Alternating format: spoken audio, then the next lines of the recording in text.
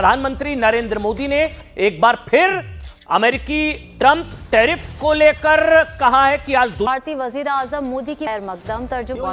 मोदी जी ने आज अमेरिका को नपुंसक बना दिया यार इस दुनिया में। हम ठहरे हुए पानी में किनारे पर बैठ करके कंकड़ मारकर एंजॉय करने वाले लोग नहीं है।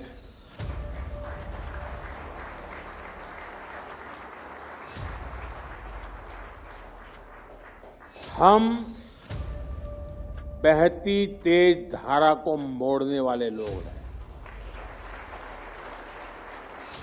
और जैसा मैंने लाल किले से कहा था, भारत समय को भी मोड़ देने का सामर्थ्य लेकर चल रहा है।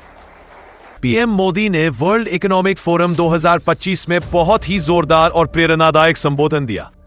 उन्होंने कहा कि भारत वर्तमान में दुनिया की सबसे तेजी से बढ़ती आर्थिक शक्ति है और जल्द ही दुनिया की तीसरी सबसे बड़ी अर्थव्यवस्था बन जाएगा। भारत अमेरिका के दरमियान गैर यकीनी की सूरत हाल और अमेरिका की तरफ से लगाए गए भारी टैरिफ भारत पर जो लगाए गए हैं, इसके बाद भारत और अमेरिका के ताल्लुकात में गैर यकीनी की सूरत हाल है। वहीं पर मोदी हुकूमत खुलकर अमेरिका के मुकाबिल आ गई है।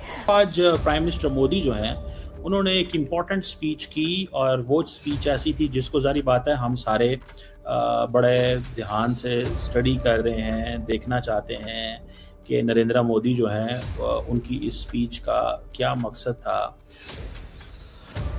तो आपको भारत की इकोनॉमी की मजबूती का एहसास होता है। आज भारत दुनिया की फास्टेस्ट ग्रोइंग मेजर इकोनॉमी है। हम बहुत जल्द दुनिया की तीसरी सबसे बड़ी इकोनॉमी बनने वाले हैं। पीएम मोदी ने यह भी बताया कि भारत के बैंक अब पहले से ज्यादा मजबूत है, ब्याज दरें कम है और कर व्यवस्था सरल हो रही है। उन्होंने कहा कि भारत दुनिया की धीमी गति से बाहर निकलने वाली ताकत बन चुका है और अब वह सिर्फ किनारे बैठे कंकड़ मारने वाला देश नहीं, बल्कि बहती तेज धारा को मोड़ने वाला देश है। वजीर आजम साहब सिर्फ 8 माह पहले मुल्क की मैशत अपने पांवों पे खड़ी थी, मगर इक़्तिदार की लालच में पीडीएम में शामिल सियासी जमातों का टोला साजिश रचाकर बैरूनी मुदाखलत का सहारा लेकर घुस बैठा। वजीर आजम साहब, ये वो वक्त था जब कोरोना वबा के बाद दुनिया भर में महंगाई की लहर अपने उरूज पर थी। आलमी मार्केट में पेट्रोल की कीमतें बढ़ रही थी, मगर उस वक्त के वजीर आजम और उनकी टीम ने पेट्रोलियम मसनूआत की कीमतों को ब्रेक लगा दी थी। पेट्रोल को 4 महीने के लिए 150 रुपए पे फिक्स कर दिया था और वजीर आजम साहब सिर्फ 8 माह पहले दरामदात और बरामदात में तवाजुन कायम था। घरेलू, कमर्शियल, इंडस्ट्रियल सारिफीन को गैस और बिजली मिल रही थी, सनदों का पहिया चल रहा था। वजीर आजम साहब सिर्फ 8 माह पहले भी तो एक नमस्कार, जय हिंद। मेरा नाम है नितेश और न्यूज विद नितेश में आपका स्वागत है। जिन लोगों को लगता था कि भारत पर अगर आप कोई भी अटैक करो, कुछ भी करो और भारत चुपचाप बैठा रहेगा, तो ऐसा इस बार बिल्कुल भी नहीं हुआ और इसी वजह से अमेरिका बहुत ज़्यादा परेशान है। पीएम मोदी ने वर्ल्ड फॉर्म से हजारों देश और विदेश के लोगों के सामने एक ऐसी बात बोली जो डायरेक्टली अमेरिका के दिल पर चुभ गई। उन्होंने कहा कि हम बैठे हुए पानी में कंकर मारकर एंजॉय करने वाले लोगों में से नहीं हैं, बल्कि हम बहते हुई तेज धारा को मोड़ने वालों में से हैं। हमारे अंदर इतना विश्वास है कि हम वो काम कर लेंगे जो कोई सोच भी नहीं सकता। पीएम मोदी ने इंडियन इकोनॉमी के बारे में भी बहुत कुछ कहा। उन्होंने बोला कि भारत बहुत ही जल्द दुनिया की तीसरी बड़ी इकोनॉमी बनने वाली है। इसके अलावा उन्होंने कहा कि भारत के फॉरेक्स रिजर्व भी बहुत मजबूत हैं, नेशनल इंटरेस्ट के साथ कभी भी समझौता नहीं करेंगे। पीएम मोदी ने यह भी कहा। साथ ही उन्होंने इंडिया में इन्वेस्टमेंट्स के स्टैट्स भी दिए कि हर साल कितने इन्वेस्टमेंट्स आ रहे हैं। ये सब बातें पीएम मोदी ने ओपनली डिस्कस करी। तो टोटल मिलाकर अगर बात करें तो पीएम मोदी ने अमेरिका को आज एक जबरदस्त झटका दिया है।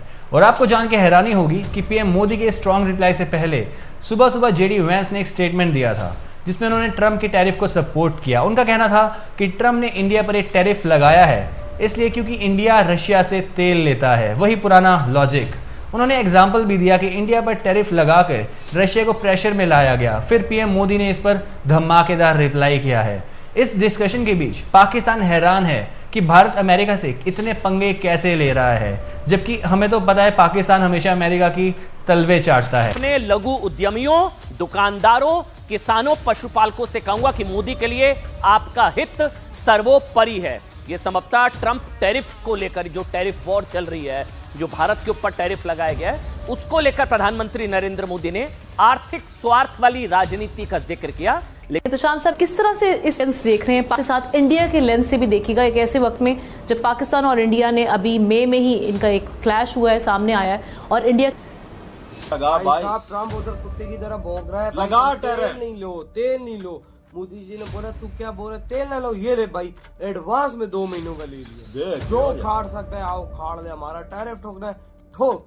अभी तो 50% ठोका, 100% ठोक, 2% ठोक, जितनी ताकत है ठोकता जा, एडवांस में अगले ने पैसे दे दिए। भाई साहब मोदी जी ने मत थी ना, जो मुल्क की मईशत को तरक्की की राह पर गामजन किए हुए थी, मगर आप उस वक्त भी महंगाई और मईशत की बदहाली का रोना रोते थे और दावे करते थे बड़े बड़े कि एक बार अगर आपको हुकूमत मिल जाए तो 6 महीनों में मईशत को ठीक कर देंगे। मगर 8 माह गुजर गए, आपने वजीर खजाना भी बदल लिया, काबीना अरकान की सेंचुरी भी मार दी और अपने अपने खानदान और इत्तेहादियों के करप्शन केसेस में रिलीफ भी ले लिया, अपने मफरूर बेटे को वतन वापस बुला लिया और उनकी वो भी कर लिया आपने।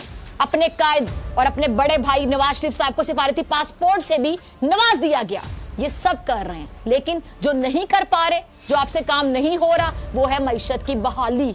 अगर आपने सिर्फ जाती मफादात के लिए हुकूमत में आना था ना, तो कम से कम अवाम को झूठे आसरे ना देते, तो शायद आज ये मुल्क पहले। असल ये जो मसला है ईगो का, अब अमेरिका भाई साहब इस टाइम कुत्ता बन चुका है यार। वजह उसकी मोदी जी उसको नहीं छोड़ रहे यार। हम लोग बोल रहे थे भारत चलो भाई, पाकिस्तान और भाई और जो कनाडा यूरोपियन देश है उनकी बजा सकता है, लेकिन आज इतिहास में पहली बार हमें देखने को मिल रहा है कि भारत अमेरिका की बजा रहा है। अमेरिका की देख रहे दुनिया में क्या मजा है यार। असल टैरिफ लगाने का उसका ये मकसद है ना कि वो इंडिया के अंदर घुसना चाहता था, इंडिया के अपने जितने भी प्रोडक्ट है वो इंडिया में लाना चाहता था। मोदी जी ने बोला प्रोडक्ट नहीं, पहले मेरी आवाम है, पीछे कोई और है। तभी ये तब पागल हुआ है कि उसके प्रोडक्ट इंडिया में नहीं आ रहा है। कसम से बात याद रखें, अगर ट्रंप ने ये कहा है कि ये मसला ईगो का है, मसला ईगो का है ट्रंप की, तो फिर एक चीज ज़हन में रखिएगा, आज एक बड़ी मूव हुई है और सो बेसिकली क्या है कि इंडिया की मार्केट को टाइट किया है ना।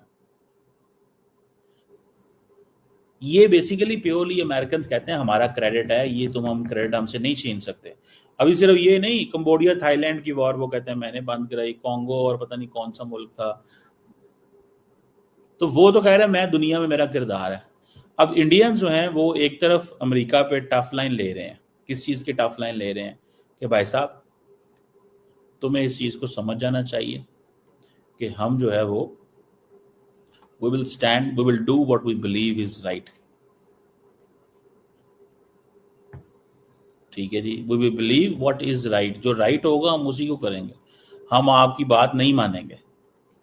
मुझे जाती तौर पे ये लगता है कि एक वो जिसे कहते हैं ना एक बड़ी चीज जो है दैट इज गोइंग ऑन, और वो ये हो रही है that at the end of the day, at the end of the day, the leadership in the United States समझती है कि हमें इंडिया की जो एक्सपोर्ट है उसको बंद करना होगा ताकि इंडिया का बिहेवियर बदला जाए। अब ये सवाल है, मिसाल के तौर पे ये जो 30 to 35% टैरिफ जो कीमतें बढ़ेंगी अमेरिका के अंदर, अब होगा क्या कि 40 to 50% जो यूएस बाउंड ऑर्डर हैं इंडिया के वो बंद हो जाएंगे। $5 अरब बहुत बड़ी चीज नहीं है। अगर आपको वीडियो पसंद आया तो वीडियो को लाइक, शेयर और चैनल को सब्सक्राइब करना मत भूलना। मेरा नाम है नितेश, मिलते हैं अगली वीडियो में।